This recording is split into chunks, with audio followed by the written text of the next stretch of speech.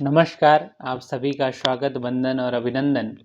आइए आज की कक्षा में मैं आप सभी के सामने श्रीमद् भगवत गीता का तृतीय अध्याय लेकर के उपस्थित हुआ हूँ आप सभी के समक्ष श्रीमद् भगवत गीता का वाचन क्रम में, ताकि आप सभी संपूर्ण गीता का श्रवण कर सकें अध्याय वाइज।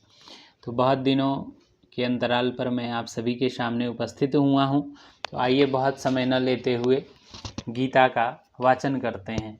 हमारे साथ आप सभी भी श्रीमद् भगवत गीता का वाचन करिए। अथ तृतीयोऽध्यायः। अर्जुन उवाच ज्यायसि चेत् कर्मणस्ते मता बुद्धिर्जनार्दनः तत्किं कर्मणि घोरे मां नियोजयसि केशवः।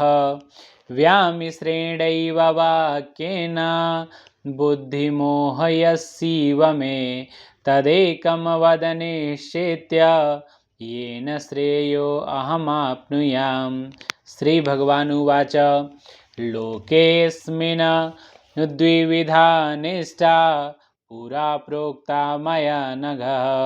ज्ञानयोगेन सांख्यानां कर्मयोगेन योगिनां न कर्मणामनारम्भा नैष्कर्म्यं पुरुषोऽश्नुते न च सन्न्यसनादेव सिद्धिं समधिगच्छति।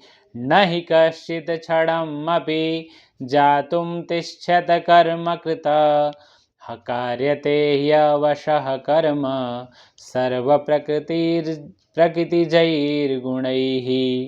कर्मेन्द्रियाणि संयम यः आस्ते मनसा स्मरन् इन्द्रियार्थान् विमूढात्मा मिथ्याचारः स उच्यते। यस्त्वेन्द्रियाणि मनसा नियम्यारभतेऽर्जुनः कर्मेन्द्रियैः कर्मयोगं शक्तः स विशिष्यते। नियतं कुरु कर्म त्वं कर्म ज्याययो ह्यकर्मणः शरीरयात्रापि च तेन प्रसिद्धेदेककर्मणः। यज्ञार्थकर्मणोऽन्यत् लोकोऽयं कर्मबन्धनः तदर्थं कर्म कौन्तेय मुक्तसङ्गः समाचर।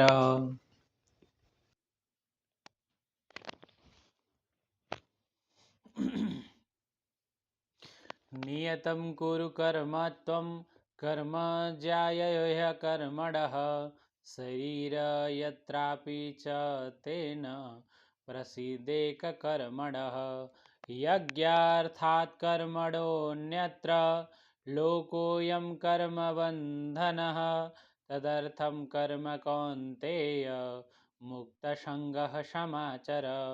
सह यज्ञा प्रजा सृष्टा पुरोवाचः प्रजापतिः अनेन प्रसविष्यध्वमेषवो अस्विष्टककामधुक्। देवान् भावयतानेन ते देवा भावयन्तु वः परस्परं भावयन्तः श्रेयः परमवाप्स्यतः। इष्टान् भोगान् वो देवा दास्यन्ते यज्ञभाविताः तैर्दत्तान् प्रदायैभ्यो यो भुङ्क्तेस्तेन एव सः। यज्ञशिष्टाशिनः सन्तो मुच्यन्ते सर्वकल्विषैः भुञ्जन्ते ते त्वघं पापा ये पचन्त्यात्मकारणात्। अन्नाद् भवन्ति भूतानि पर्जन्यादन्नसम्भवः यज्ञाद् भवति पर्जन्यो यज्ञः कर्मसमुद्भवः। कर्म ब्रह्मोद्भवं विद्धि ब्रह्माक्षरसमुद्भवं तस्मात् सर्वगतं ब्रह्म नित्यं यज्ञे प्रतिष्ठितम्।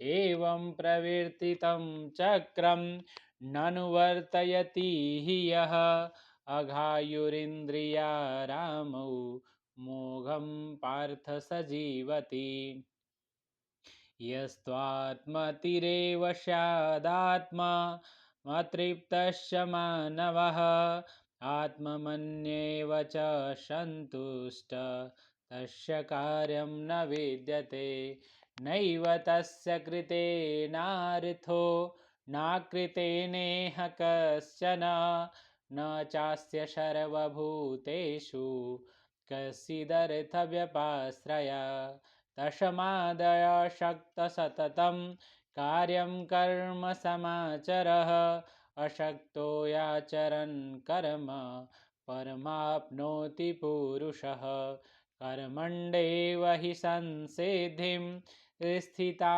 जनकादयः लोकसङ्ग्रहमेवापि सम्पश्यन् कर्तुमर्हसि यदा यद्यदाचरति श्रेष्ठत् तद्देवेतरो जनः स यत् प्रमाणं कुरुते लोकस्तदनुवर्तते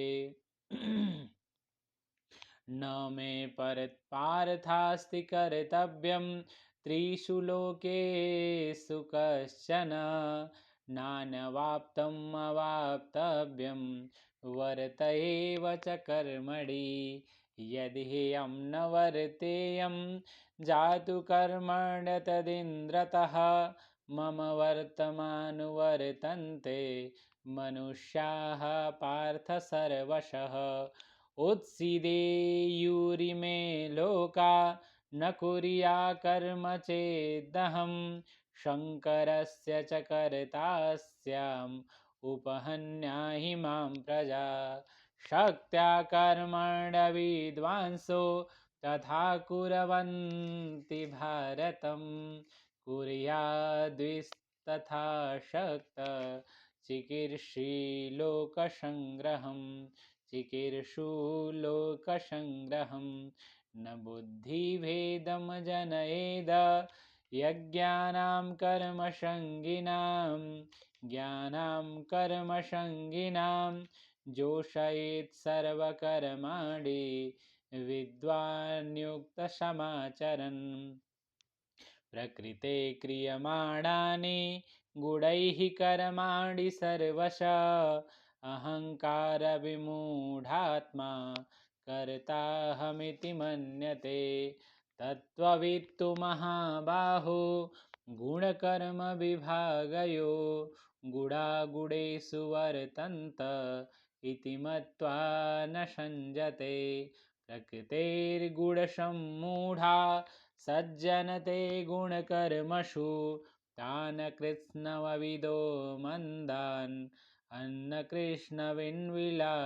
विचालयेत् मयि सर्वाणि कर्माणि सन्न्यस्याध्यात्मचेतसा निराशीर्निर्ममो भूत्वा युद्धस्व विगतज्वरः ये मे मतमिदं नित्यम् अनुतिष्ठन्ति मानवा श्रद्धावन्तो अनुसूयन् तो मुच्यन्ते तेऽपि कर्मभिः ये त्वेतभ्यसूयन्तो ननुतिष्ठन्ति मे मतं सर्वज्ञानविमूढास्तान् विन्द्विनष्टान् चेतसः सदृशं चेष्टते स्वस्या प्रकृते ज्ञानवानपि प्रकृतिं यान्ति भूतानि निग्रह किं करिष्यति इन्द्रियस्येन्द्रियस्यार्थे रागद्वेषौ व्यवस्थितौ तयोर्नवशमागच्छेत्यौ ह्यस्य परिपन्थिनौ श्रेयान् स्वधर्मविगुणः परधर्मासुनिष्ठितात् स्वधर्मे निधनं श्रेयः परधर्मो भयावह स्वधर्मे निधनं श्रेयः परधर्मो भयावह अर्जुन उवाच अथ केन प्रयुक्तोऽयं पापं चरितपुरुषः अनिच्छन्नपि वार्ष्णेय बलादीव नियोजितः। श्रीभगवानुवाच काम एष क्रोध एष रजोगुणसमुद्भवः महासनो महापाप्मा विद्येनमिह वैरिणं धूमेन व्रियते वह्निर्यथादर्शो मलेन च यथोल्बेनावृतो गर्भस्तथा तेनेदमावृतम् आवृत्तं ज्ञानमेतेन ज्ञानिनो नित्यवैरिणा कामरूपेण कौन्तेय दुष्पुरेणानलेन च इन्द्रियाणि मनोबुद्धिरस्याधिष्ठानमुच्यते विमोहयतेष ज्ञान आवृत्य देहिनाम्। तस्मात् तत्त्वमिन्द्रियाण्यादौ नियम्य भरतर्षभः पापमानं प्रजह्येनं ज्ञानविज्ञाननाशनम् इन्द्रियाणि पराण्याहुरिन्द्रियेभ्यः परं मनः मनसस्तु परा बुद्धिर्यो बुद्धे परतस्तु सः एवं बुद्धे परं लब्ध्वा संस्तभ्यात्मानमात्मना जहि शत्रुं महाबाहो कामरूपं दुराशदम्। ॐ तत्सदिति श्रीमद्भगवद्गीतासु उपनिषत्सु ब्रह्मविद्यायां योगशास्त्रे श्रीकृष्णार्जुनसंवादे कर्मयोगो नाम तृतीयोऽध्यायः। ॐ नमो भगवते वासुदेवाय। ॐ श्रीपरमात्मने नमः। नमो नमः। वाचन क्रम में मैं तृतीय अध्याय लेकर के उपस्थित हुआ था। चतुर्थ अध्याय अगले क्रम में आप सभी के सामने लेकर के उपस्थित होऊंगा। तब तक के लिए नमस्कार।